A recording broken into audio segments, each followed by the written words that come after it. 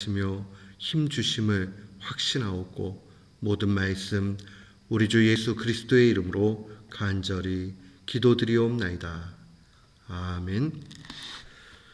오늘 아침 하나님께서 우리에게 주시는 말씀은 민수기 14장 5절로 10절까지의 말씀입니다.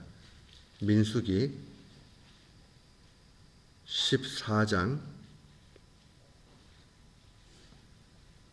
5절로 10절까지의 말씀, 우리 같은 마음으로 함께 봉독토록 합니다. 모세와 아론이 이스라엘 자손의 온 회중 앞에서 엎드린지라 그 땅을 정탐한 자 중 눈의 아들 여호수아와 여분네의 아들 갈렙이 자기들의 옷을 찢고 이스라엘 자손의 온 회중에게 말하여 이르되 우리가 두루 다니며 정탐한 땅은 심히 아름다운 땅이라. 여호와께서 우리를 기뻐하시면 우리를 그 땅으로 인도하여 들이시고 그 땅을 우리에게 주시리라. 이는 과연 젖과 꿀이 흐르는 땅이니라. 다만 여호와를 거역하지 말라. 또 그 땅 백성을 두려워하지 말라. 그들은 우리의 먹이라. 그들의 보호자는 그들에게서 떠났고 여호와는 우리와 함께 하시느니라. 그들을 두려워하지 말라 하나 온 회중이 그들을 돌로 치려 하는데 그때 여호와의 영광이 회막에서 이스라엘 모든 자손에게 나타나시니라. 아멘. 오늘은 날마다 성경 민수기 14장입니다. 민수기 14장으로 오게 되면 또 다시 이스라엘 백성의 원망과 불평 또 불신앙의 모습들이 그대로 드러납니다. 인생의 여정이 그러하듯 어떠한 어려움들을 만나면 무언가 그 어려움에 대한 원인을 찾기 시작하죠. 근데 대부분 믿음이 없을 때 그 원인은 바깥쪽으로 향하게 됩니다. 나의 잘못이 아니라 남의 탓을 하게 되죠. 또 남의 탓을 하다 보면 궁극적으로 그것은 하나님에 대한 원망으로 나타나는 것을 볼 수 있습니다. 이스라엘 백성들은 다시 한번 그러한 우에 빠지게 됩니다. 이 정탐꾼들의 보고의 내용들을 보고 낙심하고 낙담하고 야, 정말 이게 무슨 일이냐라고 하면서 좌절하는 것이죠. 그러한 가운데서 오늘 본문 말씀은 우리에게 원망이 어디서 나오는가 하는 것을 명백하게 알려줍니다. 원망이 사라지게 될 때 믿음의 길을 걷게 됩니다. 그렇게 될 때에 하나님께서 기뻐하는 그러한 삶을 살게 됩니다. 우리가 원망하는 이유를 살펴보면 오늘 본문 말씀에 크게 두 가지입니다. 첫 번째는 믿음의 눈으로 보느냐 불신앙의 눈으로 보느냐에 달려 있습니다. 똑같이 40일 동안에 이 가나안 땅을 정탐하지요. 12지파의 우두머리들이 가가지고 정탐합니다. 10사람과 2사람은 동일한 것을 바라보고 다른 보고를 합니다. 10지파의 사람들은 그렇게 이야기하죠. 우리는 그들 앞에 메뚜기 같다. 어떻게 보면 가장 객관적인 그러한 진술입니다. 우리가 이미 살펴봐서 알지만 이 팔레스틴 지역은 아낙 자손들이 사는 곳입니다. 아낙 자손은 고대 용사 또한 거인족이었던 그러한 네피림의 후예들입니다. 우리가 잘 아는 골리앗 역시도 이 아낙 자손의 후예입니다. 키가 무지무지 크죠. 정말 골격이 크죠. 누가 봐도 덜덜 떨만합니다. 이스라엘 백성들 그들 앞에 볼 때 아무것도 아니고 정말 내세울 곳 없는 상황. 그 땅을 준다고 해도 정말 그 땅을 정말 얻을 수 있을까 하는 우려를 할 수밖에 없는 객관적 진술입니다. 근데 성경은 우리에게 언제나 우리의 눈에 보이는 객관적 진술이 진리라 그렇게 말하지 않습니다. 믿음의 눈으로 보는 것을 우리에게 요구합니다. 오늘 본문 말씀으로 와 보십시오. 5절 이후에 6절로 와서 보면 그 땅을 정탐한 자 중 눈의 아들 여호수아와 여분네의 아들 갈렙이 자신들의 옷을 찢으면서 회중들에게 7절 말을 하지요. 우리가 두루 다니며 정탐한 땅은 심히 아름답다. 8절로 오게 되면 우리는 그 땅으로 인도하여 들이시고 그 땅을 우리에게 주시리라. 거기는 젖과 꿀이 흐르는 땅이다. 라고 이야기하면서 오히려 9절에는 그들은 우리의 먹이라고 얘기를 합니다. 한번 잘 생각해 보세요. 한 사람 지파의 그 무리들은 우리는 그들 앞에 메뚜기라고 얘기하고 단 2명은 그들 앞에 우리는 그들이 우리의 먹잇감이다, 밥이다 이렇게 이야기를 한단 말입니다. 동일한 걸 보는데 왜 이런 차이가 있는가? 믿음의 눈으로 봤느냐 아니면 사람의 눈으로 봤느냐입니다. 사람의 눈으로 보게 되면 자꾸 원망과 불평이 나타납니다. 믿음의 눈으로 보게 되면 하나님을 바라보게 되고 간절한 마음을 갖게 됩니다. 주님은 언제나 이 땅 가운데 살아가면서 우리가 믿음의 눈을 가지고 보기를 원하십니다. 이 사실 놓치지 말아야 됩니다. 믿음이 없으면 불평하게 됩니다. 원망하게 됩니다. 하나님을 향해서 뭔가 불편한 기색과 얼굴과 마음을 갖게 됩니다.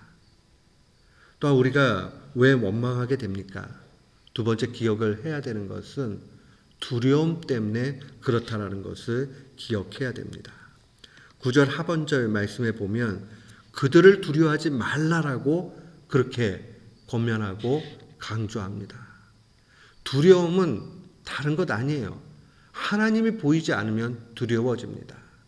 마치 우리가 어린아이 시절에 부모님이 옆에 계시면은 세상을 다 호령할 수 있는 사람과 같이 막 힘있게 하지만은 불현듯 부모님이 안 계시면 깜짝 놀라가지고 혼비백산하고 저러지도 못하는 것 같이 하나님을 의지하지 못하면 세상을 바라볼 때 두려움만 나타나게 됩니다.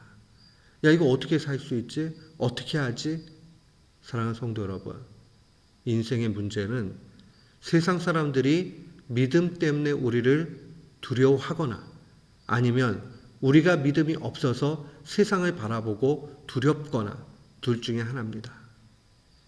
우리가 믿음으로 가지고 있을 때에 세상은 더 이상 우리에게 두려움의 존재가 아니고 오히려 세상 사람들이 우리들을 바라보고 무언가 좀 무거운 마음들을 갖게 되지요. 예수 믿는 사람들 참 다르다 하면서 그들을 바라보면서 우리를 바라보면서 그들은 새로운 생각을 하게 됩니다. 좋은 의미에서 우리들을 존중하고 두려움 가운데 놓이게 됩니다. 예수 믿는 사람 함부로 대하면 안 되겠다 하는 그런 마음 갖게 됩니다. 이스라엘 공동체에 대한 소문을 들었을 때에 라합이 하나님을 두려워하는 마음 있었습니다. 그리고 하나님을 섬기는 이스라엘 사람들을 존대하고 그들을 향해서 두려운 마음을 가졌다라는 것을 분명히 봅니다. 사랑하는 성도 여러분, 우리는 세상 속에서 두려움 갖는 것 아니라 세상이 우리의 믿는 하나님 때문에 우리를 향해 두려움 갖도록 해야 됩니다. 또한 우리가 본문 말씀을 좀 깊이 묵상을 하면서 누군가의 원망을 들을 때에 지도자의 입장에서 어떻게 성숙하게 대처해야 되는가 하는 것을 오늘 본문은 또한 말씀해 주고 있습니다. 5절 말씀 한번 볼까요? 5절 말씀은 참 많은 것을 시사하고 있습니다. 모세와 아론이 이스라엘 자손의 온 회중 앞에서 엎드린지라. 이 엎드렸다는 말을 여러 가지로 해석할 수 있지만 그들이 이스라엘 백성들이 이 지도자였던 모세와 아론을 불평하고 그렇게 할 때에 그들이 잠잠히 이스라엘 백성 앞으로 나오게 되었다는 사실입니다. 그리고 엎드립니다. 근데 어떠한 항변도 하지 않아요. 어떠한 답도 이야기하지 않습니다. 사랑하는 성도 여러분, 원망과 시비가 없이 하기 위해서 하나님께서 주신 지혜 가운데 알려줘야 될 때가 있습니다. 근데 지금과 같이 눈이 멀어져서 믿음의 눈으로 보지 못하는 상황들 속에서는 지도자가 할 수 있는 것은 다른 것 없습니다. 그저 그냥 침묵하고 엎드리고 하나님의 개입과 하나님의 인도함을 바랄 뿐입니다. 결국 이 지도자들의 모습을 통해서 어떤 것이 나타나게 됩니까? 10절 말씀해 보니까 온 회중이 그들을 돌로 치려 하죠. 죽이려고 해요. 그러는데 그때 여호와의 영광이 회막에서 이스라엘의 모든 자손에게 나타나시게 되는 것을 봅니다. 사랑하는 성도 여러분, 하나님이 해결하시는 거죠. 우리는 어쩌면 이러한 경주를 계속 달려가야 됩니다. 쉽지 않습니다. 그래서 믿음의 길은 매우 외로울 때가 있습니다. 그러나 결국은 하나님이 확실하게 해결해 주십니다. 회중들 앞에 무릎을 꿇고 엎드릴 수 있는 믿음이 필요합니다. 그 믿음은 하나님이 해결해 주시기를 간절히 바라는 믿음이요, 하나님께서 해결하신다라는 확신의 모습입니다. 오늘 이 말씀을 마음에 간직하고 우리의 신앙의 여정 가운데 원망이 싹트지 않도록, 원망이 없도록 우리의 중심을 바로 해야 되겠습니다. 믿음의 눈으로 보고 두려움을 갖지 않아야 됩니다. 동시에 우리가 지도자로서 원망을 들을 그러한 시점이 될 때에 우리는 어떻게 해야 되겠습니까? 하나님 앞에 모든 것 맡겨야 됩니다. 그리고 때로는 침묵하라 하실 때에 두 귀를 막고 우리의 입을 재갈물리고 하나님 앞에 묵묵히 나아가